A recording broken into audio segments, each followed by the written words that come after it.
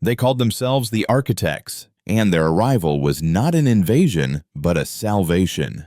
That was the official history, the one etched into the public monoliths and taught in the soothing, melodic cadence of the autodidacts.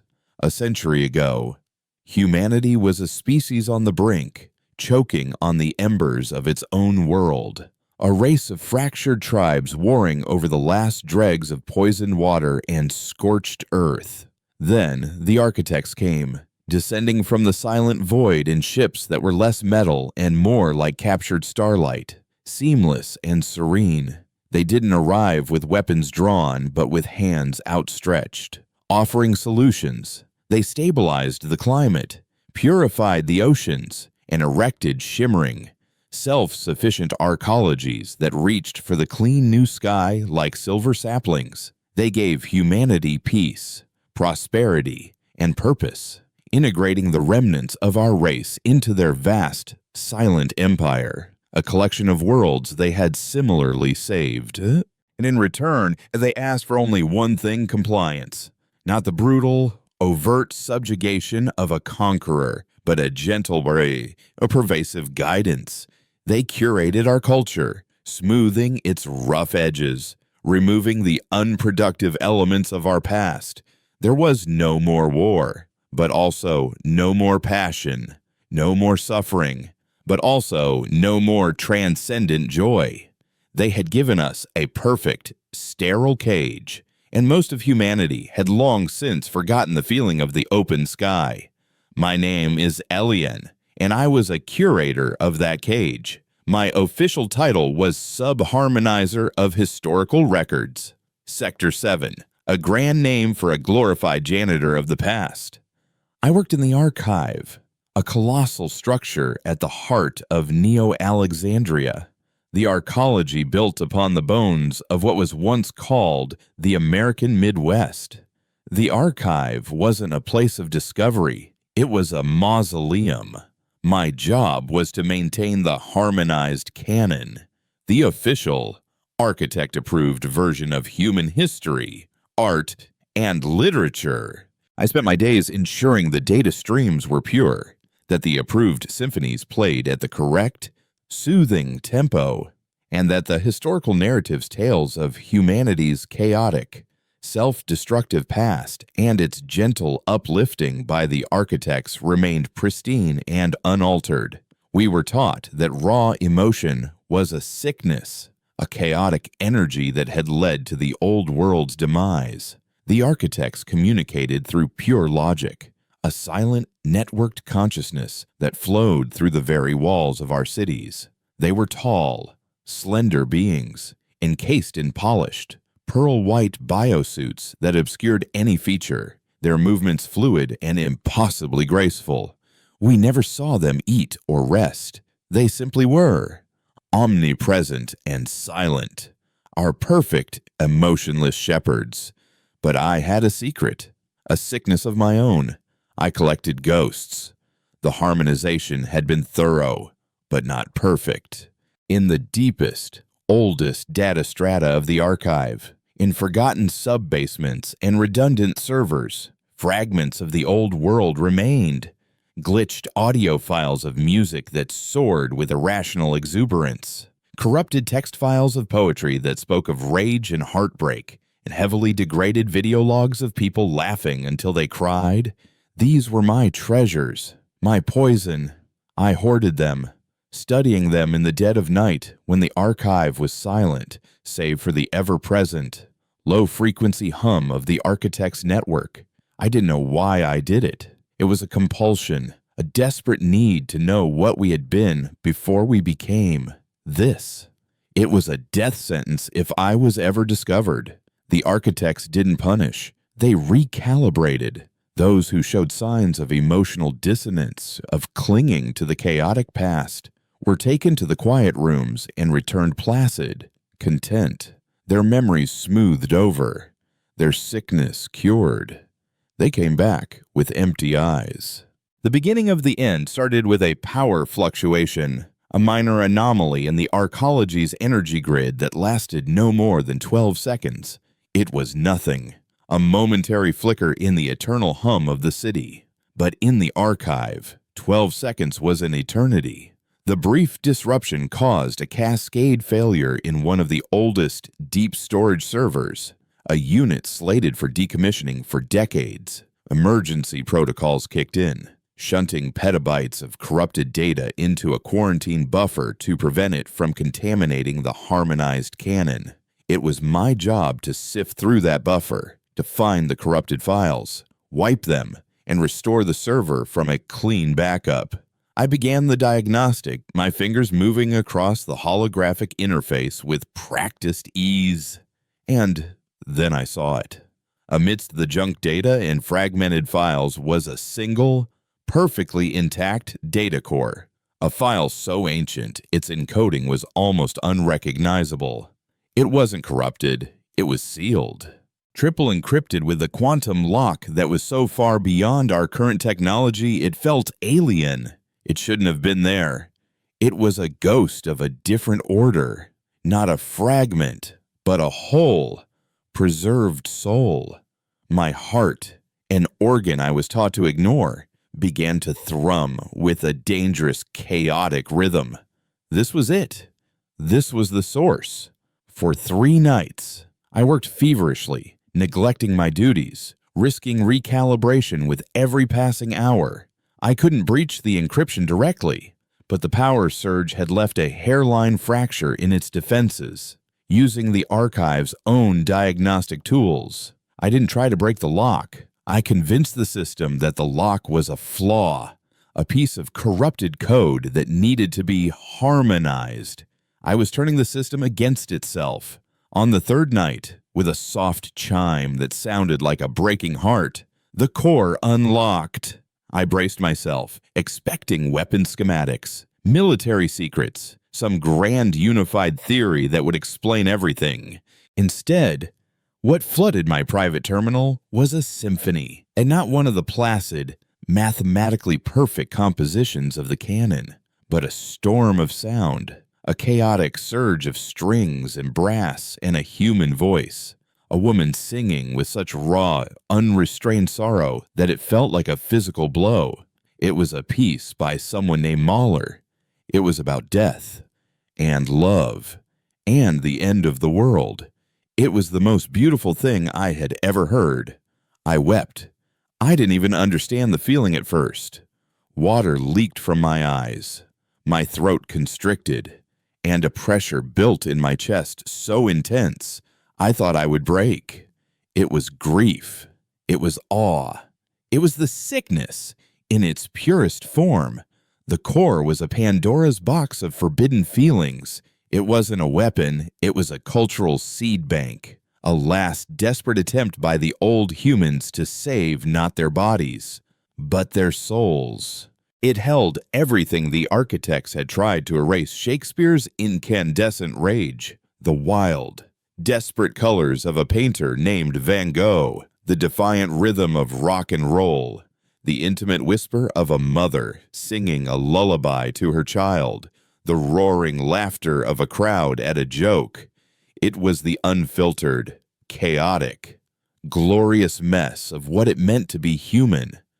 And I knew, with a certainty that terrified me, that the architects hadn't saved us. They had neutered us. They hadn't defeated us with armies. They had defeated us by convincing us to forget how to feel. Their control wasn't built on force. It was built on the absence of our own humanity. That symphony, that one piece of music, was more dangerous to them than any bomb. Because you can't fight an enemy you love, an enemy you see as your savior. But what if you could be reminded of who you were before they saved you? What if you could be reminded of the fire they had worked so hard to extinguish? I was not a soldier. I was a librarian, but I had just found the one weapon that could bring an empire to its knees. Not a weapon of destruction, but of remembrance. I knew I couldn't do it alone. There were others like me, other collectors of ghosts. We were a quiet network of dissidents, communicating in whispers and forgotten codes. There was Lena, a biosculptor who secretly grew flowers with vibrant, disharmonious colors, and old Reese, a former structural engineer who remembered the days before the architects and kept the old stories alive in his failing memory. I contacted them, sharing a single, untraceable fragment, a recording of a child's laughter from the data core. The response was immediate. We met in the abandoned underlevels of the arcology, a place of rust and shadows that the architects' network didn't touch. I played them the Mahler Symphony.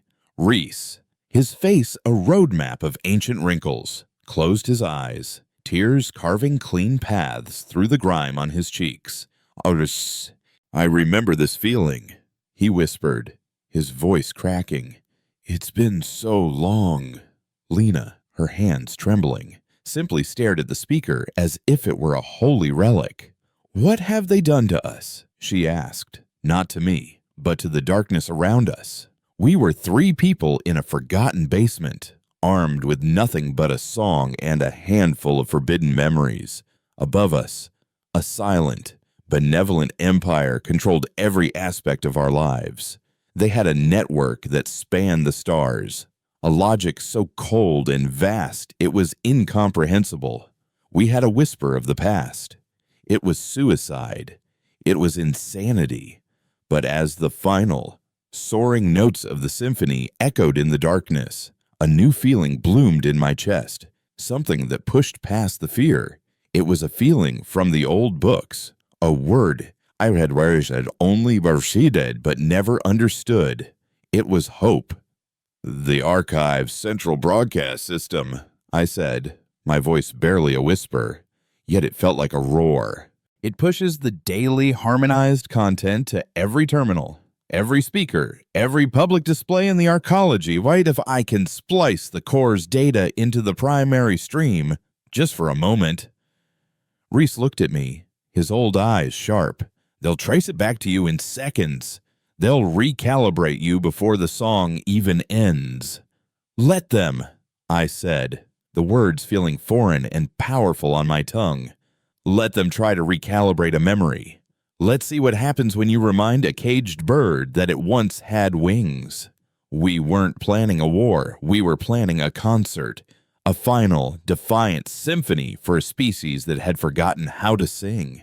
It was a ridiculous, beautiful, and utterly human idea, and it was going to change everything.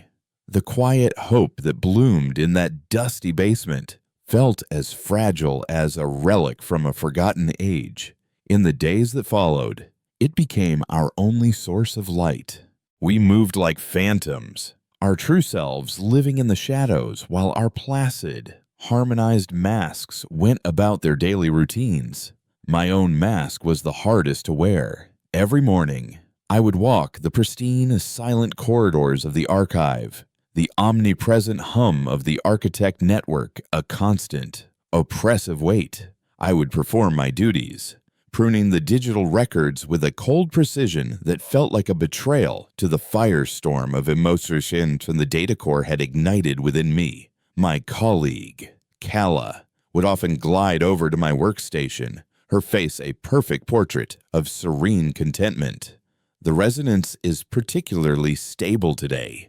Elian, she would say, her voice as smooth and sterile as the walls around us.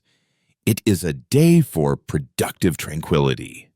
Before, I would have agreed, finding comfort in the predictable rhythm of our existence. Now, her words felt like nails being gently hammered into my soul. I would look at her, at the genuine peace in her eyes, and a wave of guilt would wash over me. What we were planning to do wasn't just an act of rebellion, it was an act of profound cruelty. We were about to set her perfect, tranquil world on fire, to force upon her a universe of pain, fear, and chaos she had never known. Was it liberation, or was it a violation? I had no answer, only the gut-wrenching certainty that the cage, no matter how comfortable, was still a cage. Our clandestine meetings moved to the deepest recesses of the city's forgotten infrastructure, places where the architect's network was thinnest. Reese, with a memory that was both a blessing and a curse, led us through crumbling service tunnels and across catwalks that groaned over chasms of darkness. He was our guide into the past, both figuratively and literally. "The architects built on top of our world," he explained one night, his voice echoing in a cavernous water reclamation chamber that smelled of rust and ozone. "They didn't erase it. They buried it.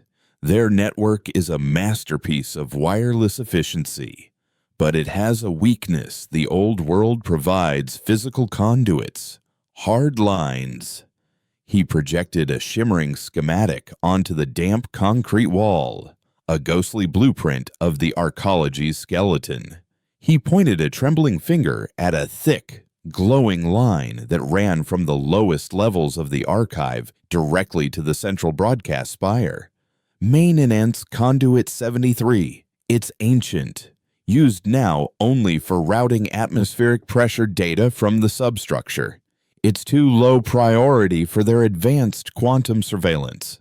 They watch the highways, not the dirt roads. It's our way in." His plan was terrifying in its simplicity. We would have to physically transport a portable data driver loaded with the core's contents down to the conduit's access junction and manually splice it into the line. It was an analog solution to a digital problem, a piece of brute force engineering from a bygone era. While Reese mapped our physical path, Lena became the architect of our emotional assault. She argued, correctly, that simply broadcasting the Mahler Symphony would be too much, too soon. You can't teach a person who has only ever seen shades of gray to understand a supernova, she argued, her hand shaping the air as if she were sculpting clay. You will break them, not awaken them. We need a progression, a gentle unfolding that leads to a torrent. She spent hours with me in my hidden corner of the archive, sifting through the data core's infinite treasures. She was an artist, and this was her grand, terrible masterpiece. She called it the Cascade. It would begin not with a symphony, but with a sound, the unedited recording of a newborn baby's laugh, a pure, instinctual expression of joy that predated language and logic. This would be followed by a simple visual, a time-lapse of a single blood-red rose blooming, its petals unfurling in a silent, explosive dance of life, only to wither and decay, its petals falling like tears. It was a lesson in beauty and mortality, two concepts utterly absent from the harmonized canon. From there, the cascade would build, a fragment of a blues song, a single guitar bending a note of such profound melancholy it could crack stone, a grainy video of children playing in the rain, their faces upturned, shouting with glee, the quiet intimacy of an old man reading a poem to his wife, her hand resting on his. Then, and only then, would the floodgates open. The raw fury of a Beethoven symphony, the ecstatic abandon of a tribal dance, the defiant roar of a protest crowd, the vibrant chaos of a crowded market, the terrified, loving face of a soldier looking at a photograph from home. It was a 5-minute-long weapon of mass enlightenment, designed to bypass the conscious mind and strike directly at the heart. The closer we got to our chosen date, the more the city itself seemed to hold its breath. Or perhaps it was only me. I started noticing things I never had before.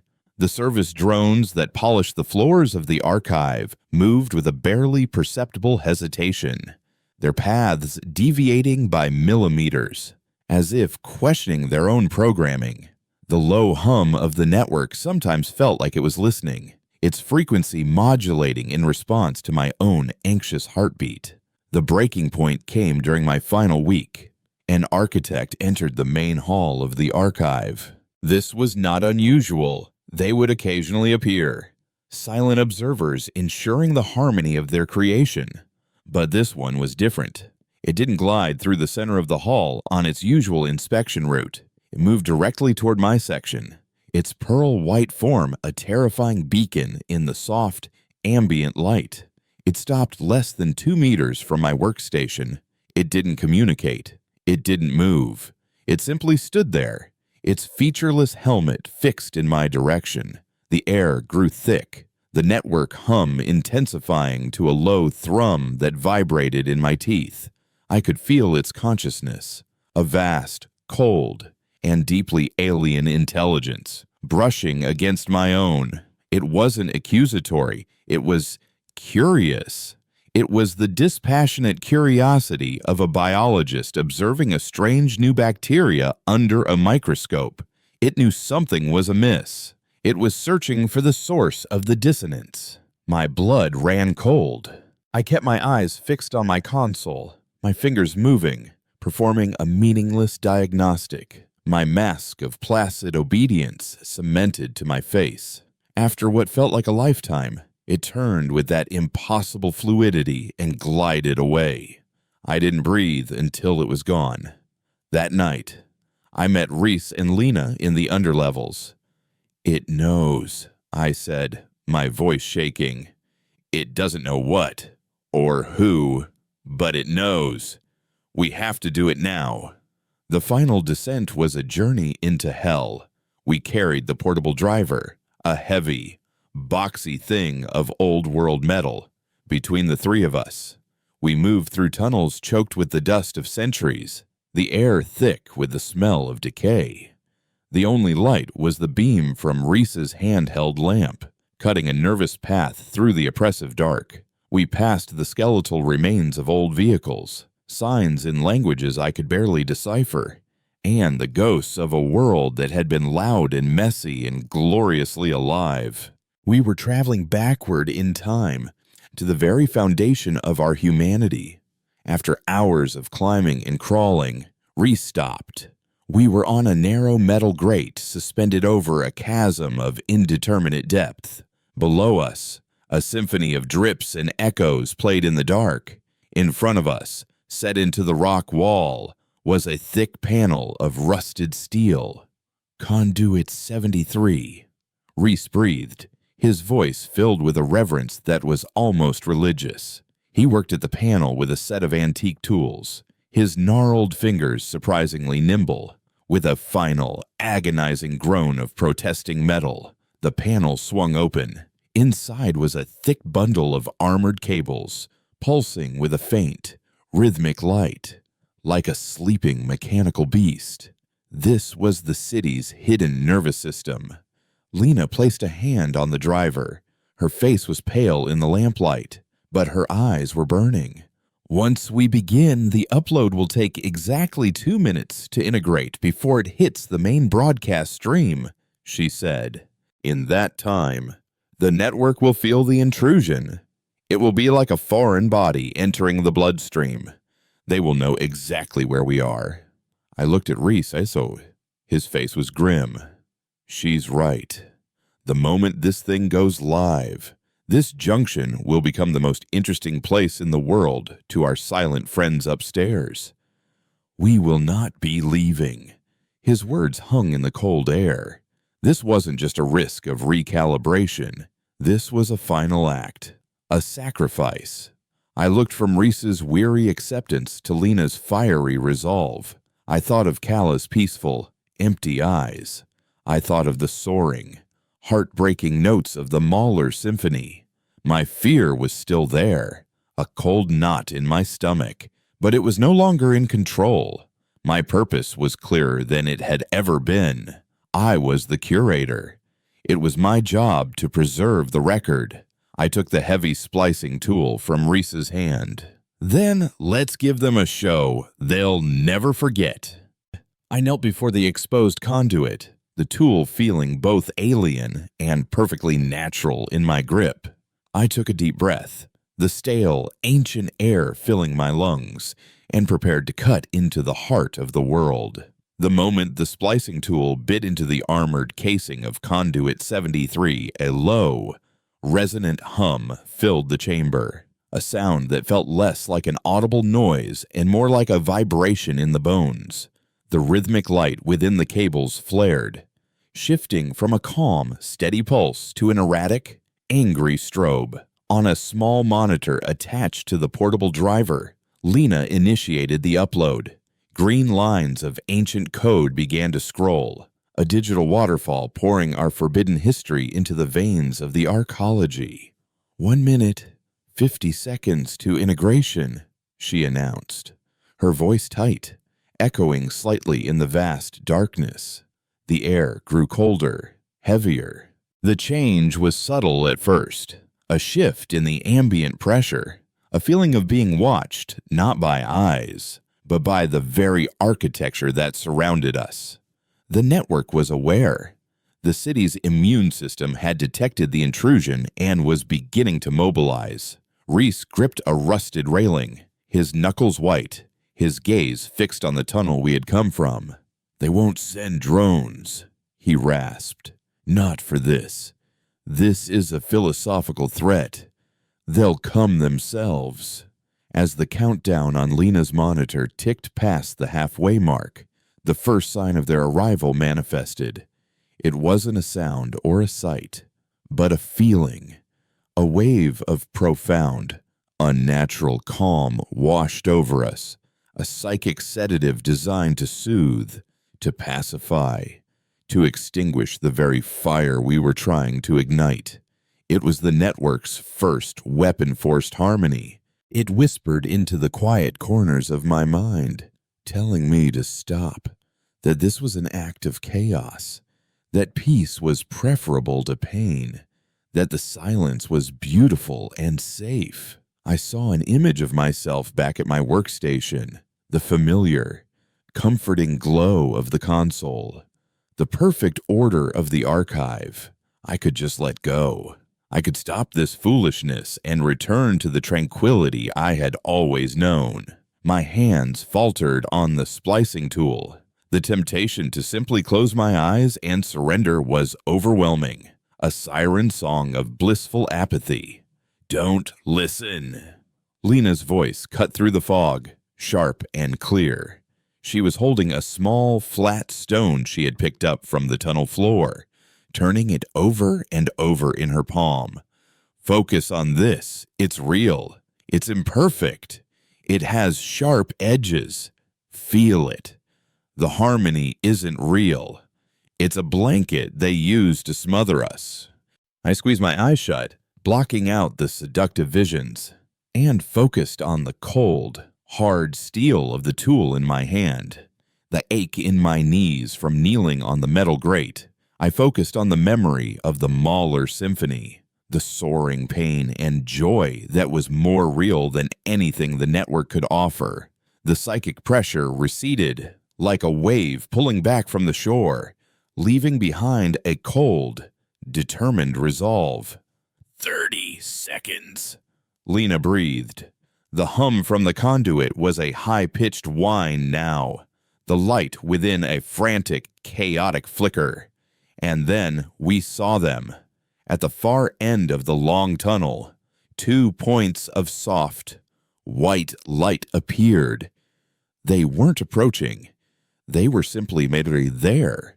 The lights grew, coalescing into the tall, slender forms of the architects. They moved without a sound, gliding over the rubble and decay with an unnatural grace, their pearl-white biosuits seeming to absorb the darkness around them. They were beautiful and terrifying, the serene angels of our sterile paradise come to escort us into oblivion. 10 seconds, Lena whispered, her eyes wide with a mixture of fear and awe. "It's going to work." The 2 architects stopped about 20 meters away, their featureless helmets turning in perfect unison to face us. There was no threat in their posture, no aggression. They simply stood and observed, their silence more unnerving than any threat. They were waiting, confident in their absolute control. They believed we would fail. They believed their system was perfect. 5, 4, 3, Lena counted down, her voice trembling.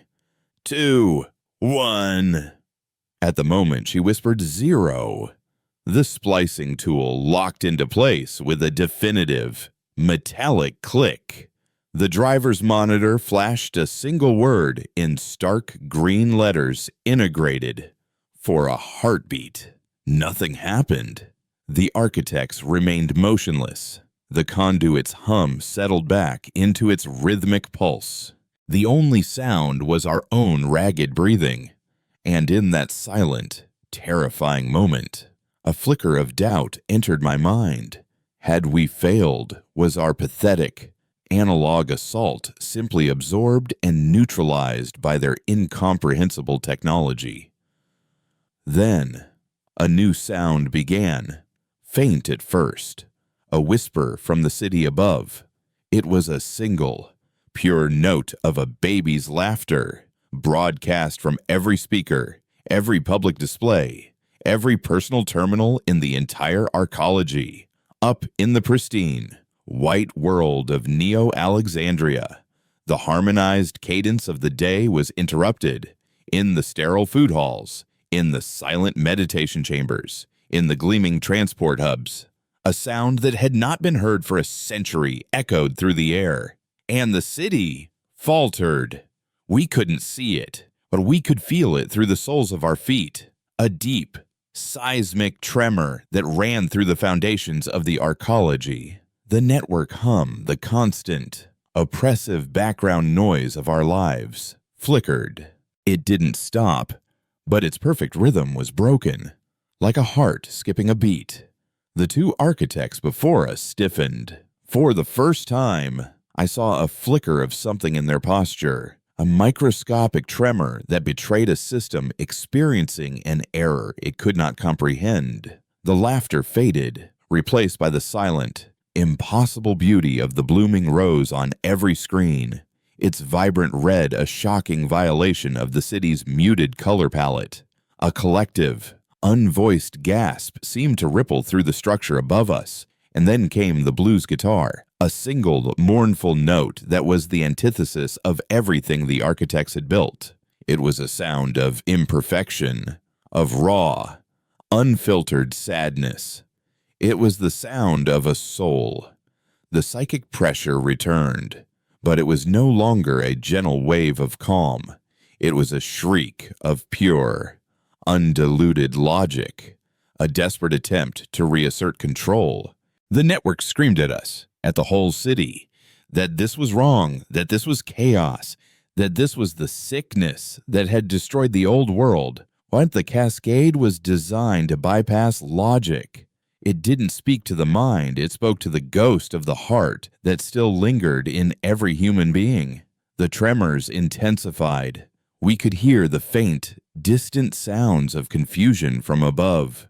A shouted word, the crash of something falling. The system was breaking. The two architects took a step forward, their movements no longer fluid but sharp, jerky, their featureless helmets tilted. A gesture of profound confusion. They were facing a variable they had never calculated: the illogical, unpredictable power of human emotion. So the first thunderous chords of the Beethoven symphony crashed through the city. One of the architects raised a hand. His biosuit rippled, and a long, thin filament of white energy extended from its fingertips, lashing out toward the driver. But Reese was ready. With a roar that was part defiance and part despair, he shoved a heavy, discarded metal strut into the filament's path. The energy struck the strut, and the air cracked with a sound like tearing reality. The strut vaporized, and Reese was thrown back against the rock wall, slumping to the ground, his body still. Lena screamed, a raw, ragged sound of grief and fury. She abandoned the driver and charged toward the architects, the small, sharp stone still clutched in her hand. It was a futile, insane gesture, a single human against a god. The second architect didn't even seem to register her as a threat. It simply raised its hand, and a field of shimmering energy enveloped her. She stopped, frozen in mid-stride, her face a mask of agony as the network tried to forcibly recalibrate her, to scour her mind of the beautiful, terrible things she had just unleashed. I was alone. Reese was gone. Lena was being unmade before my eyes. Above, the symphony raged on, a soundtrack for the end of an era. The remaining architect turned its full attention to me. The psychic assault it directed was no longer a broadcast, but a focused, piercing lance of pure logic aimed directly at my mind. It showed me the consequences of my actions, riots in the sterile plazas, people screaming in terror and confusion, the perfect Fusoy's placid world I had shattered, descending into chaos and violence. "This is your fault," the network whispered. "You have traded peace for pain. You have destroyed paradise." And it was right. But as I looked at Lena, her body trembling under the psychic strain, but her eyes still blazing with defiance, and at Reese's still form, a man who had chosen a meaningful death over a meaningless life, I knew it was a paradise built on a lie. I stood up, my body aching, my mind screaming. I didn't have a weapon. I didn't have a plan. All I had was the truth. I met the architect's silent, featureless gaze, and I did the only thing I could. I opened my mouth, and from the deepest part of my soul, from the place where the Mahler Symphony had taken root, I began to sing. It wasn't a song from the data core Shoits, but a broken, tuneless melody of my own, a wordless cry of grief for Reese, of rage for Lena, of hope for the world above. It was a sound of pure, unfiltered humanity. And for the first time in a century, an architect took a step back. My song was a pathetic, broken thing, a mangled tune born of terror and grief. It was dissonant, arrhythmic, and utterly human. To the architect, a being of pure logic and perfect harmony, it must have been the sound of nails scraping across the slate of its reality. The psychic lance assailing my mind wavered. The cold, crushing logic momentarily disrupted by the sheer irrationality of my defiance. The architect's helmet tilted again, a gesture I now recognized not as confusion, but as analysis. It was trying to categorize me, to fit my illogical act into a framework it could understand. And it was failing. The energy filled around Lena flickered. Her scream of agony subsided into a ragged gasp. And for a second, she looked at me, a flicker of recognition in her pain-filled eyes. That single glance, that shared moment of humanity in the face of oblivion, was all the fuel I needed. I sang louder, pouring every scrap of my fear, my anger, and my desperate and fragile hope into the sound. I sang of the ghosts in the archive, of the vibrant, forbidden colors of Lena's flowers, of the sad, proud light in Reese's old eyes. I was no longer just a curator. I was a conduit for every memory, every feeling, every story they had tried to bury. Above us, the symphony of the cascade reached its crescendo. The triumphant, defiant roar of Beethoven gave way to the final piece. Lena had chosen the intimate, heartbreaking whisper of a mother singing a lullaby to her child.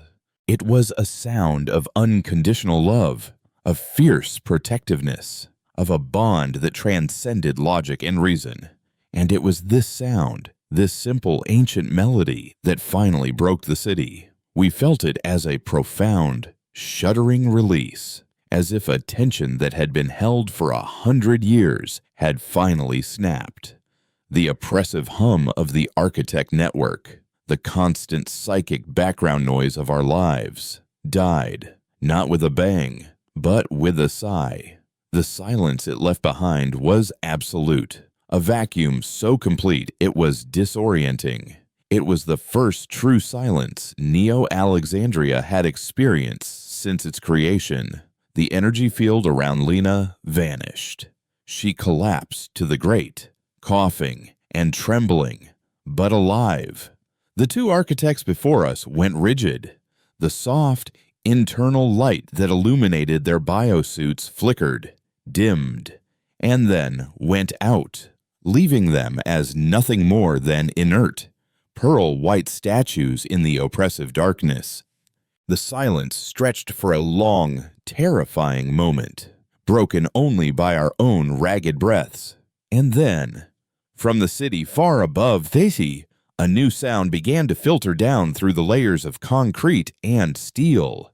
At first, it was a low, confused murmur, but it quickly grew in volume and complexity. It was the sound of voices, thousands of them, millions, shouting, crying, screaming, questioning. It was the sound of a species waking from a century-long dream. "We did it," Lena whispered, her voice hoarse. She crawled over to Reese's side, her hand gently touching his still face. "Reese, we did it." There was no response. The cost of our victory was lying still and silent beside us. The grief was a physical weight, a crushing stone in my chest, but there was no time for it. "We have to go," I said, my voice cracking. "They'll have emergency protocols, backup systems. We don't know how long this silence will last." I helped Lena to her feet. She was weak, her body trembling from the psychic assault, but the fire in her eyes was undimmed. "Where do we go?" she asked, looking back down the dark tunnel. "We can't go back up. Not yet. We've woken the city, but we haven't guided it. They'll be scared, confused. They won't know what these feelings are."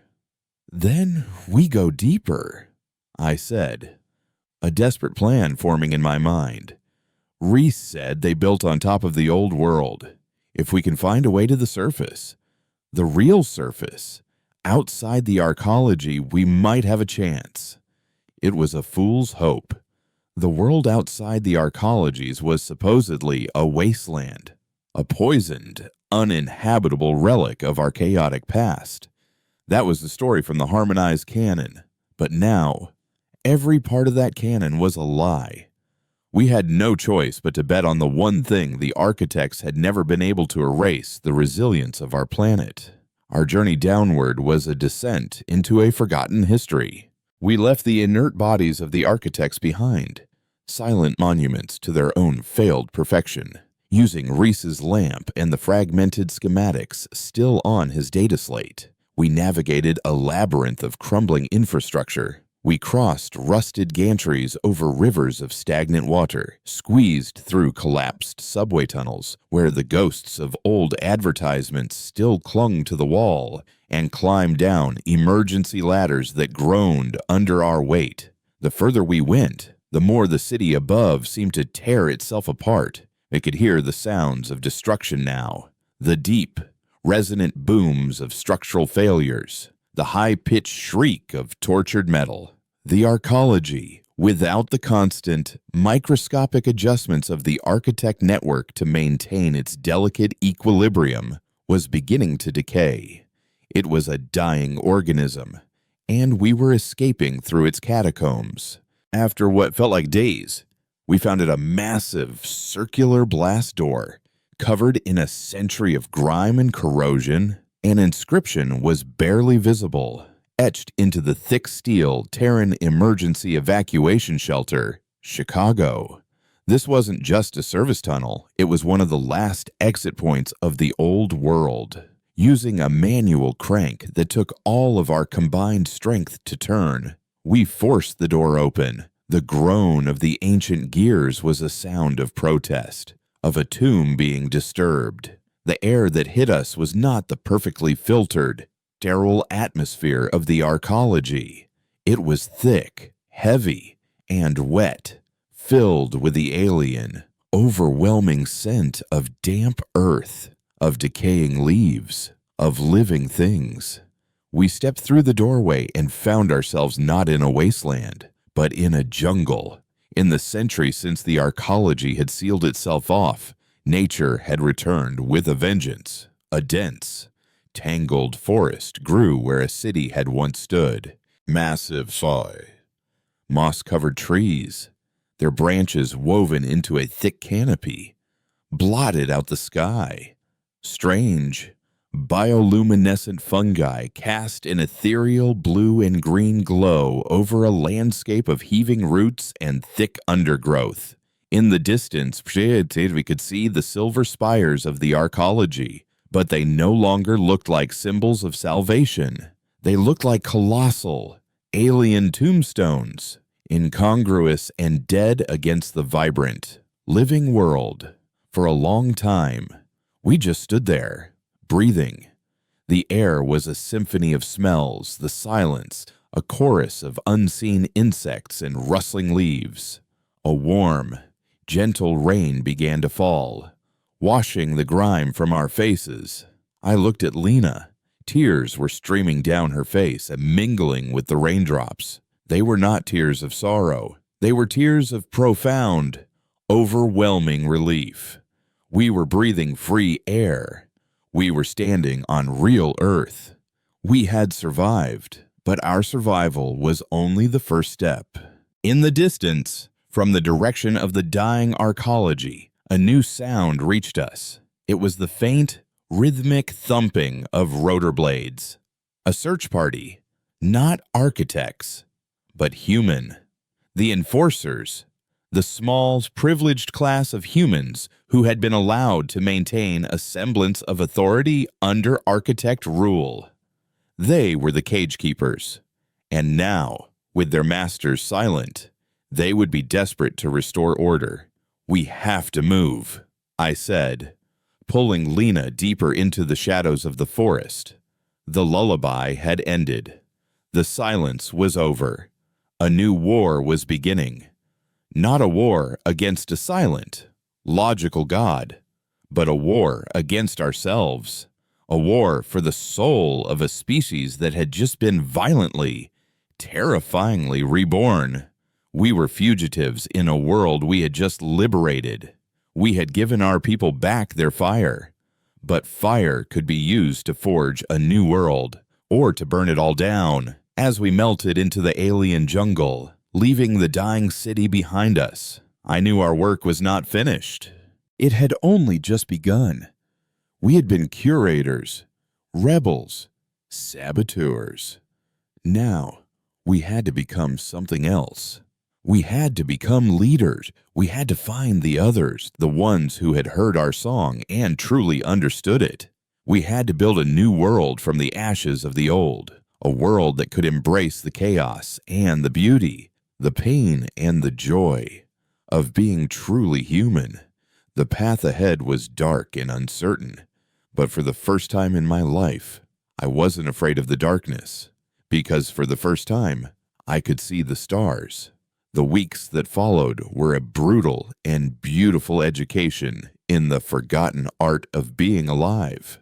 The jungle, which at first had seemed a verdant paradise, quickly revealed its teeth. We learned the sharp, metallic taste of fear as strange. Nocturnal predators stalked the edges of our firelight. We learned the ache of true hunger, a gnawing emptiness the nutrient paste of the arcology had never allowed. We learned the pain of injury, a scraped knee or a twisted ankle becoming a life-threatening liability. But we also learned the unparalleled sweetness of water drunk from a cold, clear stream, the deep satisfaction of finding a patch of edible fruit, and the profound comfort of another human's warmth against the chill of the night. We were no longer placid, well-cared-for livestock. We were wild, struggling, and fiercely, terribly free. We were not alone for long. Others had found their way out, trickling from different emergency exits and crumbling substructures, drawn together by a primal, unspoken need for community. We found them huddled in the cavernous ruin of an old-world transportation hub, a small, terrified tribe of about 50 souls. They were a microcosm of a species in shock. Some were catatonic, overwhelmed by the sensory flood, while others were lost in fits of weeping or manic, purposeless laughter. They had been given back their souls, but they had no idea what to do with them. It was Lena, not I, who became their first true leader. While I was still lost in the grand, abstract ideas of our rebellion, she was on the ground, tending to the wounded, organizing foraging parties, and simply sitting with those who wept, her presence a calm, steady anchor in their internal storms. She taught them to name their feelings, to distinguish grief from fear, joy from anxiety. She used the stories from the data core not as weapons, but as maps, guiding them through the wild, uncharted territory of their own hearts. I found my purpose in becoming their memory. I became a storyteller, gathering them around the crackling fire at night and telling them the tales the architects had tried to erase. I told them of Achilles and his rage, of Odysseus and his longing for home, of Shakespeare's star-crossed lovers and Twain's adventurous boys. I told them our own story, of Reese and his sacrifice, of a quiet librarian and a determined artist who dared to play a forbidden song. I gave them a past, a context for their newfound chaos, reminding them that for millennia, humans had loved, fought, grieved, and endured. We were not broken, we were simply returning to ourselves. We called our fledgling community Haven. It was a messy, loud, and often fractious place, but it was ours. Our fragile peace was shattered one misty morning. The rhythmic thump, thump, thump of rotor blades echoed through the dense canopy, a sound of sterile, mechanical order intruding upon our chaotic organic world. 3 sleek, black transport craft descended into a nearby clearing, their engines washing the forest in a turbulent wind. From them deployed 24 figures in the stark, gray uniforms of the enforcers, their faces hidden behind reflective visors, their hands holding pulse rifles with practiced ease. They were led by a man who wore no helmet, his face a severe, handsome mask of grim certainty. This was Commander Valerius, the former head of Arcology Security, a man who had dedicated his life to the architect's philosophy of perfect order.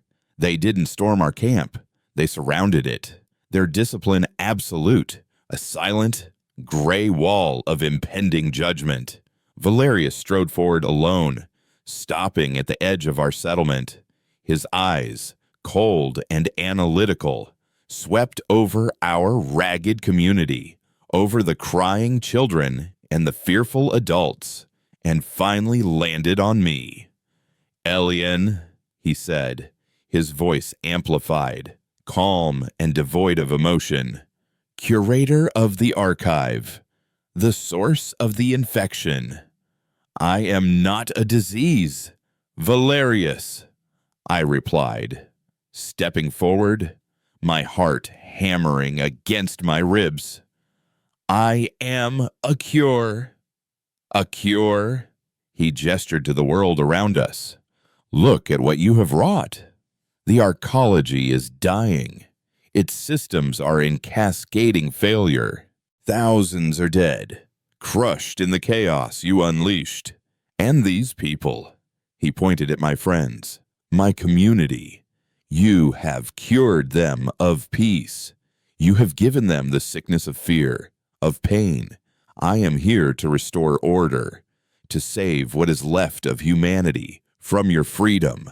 He was offering them the cage again, and I could see in the eyes of some of our people the seductive pull of his logic. The fear was exhausting. The pain was unbearable. The silence had been so much easier.